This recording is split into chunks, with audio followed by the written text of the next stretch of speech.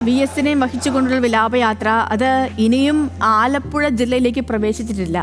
തിരുവനന്തപുരത്ത് നിന്നും ആ വിലാപയാത്ര ആരംഭിച്ചിട്ട് 17 മണിക്കൂറുകൾ പിന്നിടുകയാണ്.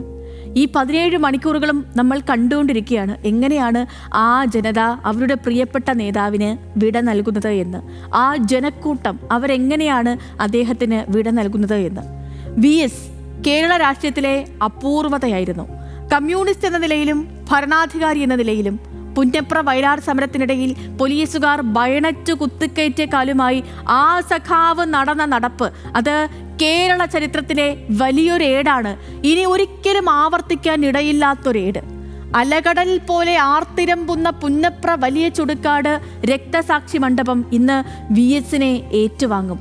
പുന്നപ്ര വയലാർ രക്തസാക്ഷികളുടെയും ജനനായകരുടെയും ഓർമ്മകൾ പങ്കിടുന്ന ചരിത്ര സ്മാരകത്തിൽ രക്തസാക്ഷി സ്തൂപത്തിന് തെക്കുകിഴക്കു ഭാഗത്ത് സമരസേനാനികളായ PA ജോർജിനും TV തോമസിനും സമീപമാണ് നമ്മുടെയൊക്കെ പ്രിയപ്പെട്ട VS-നും വിപ്ലവ സൂര്യന് അന്ത്യനിദ്ര.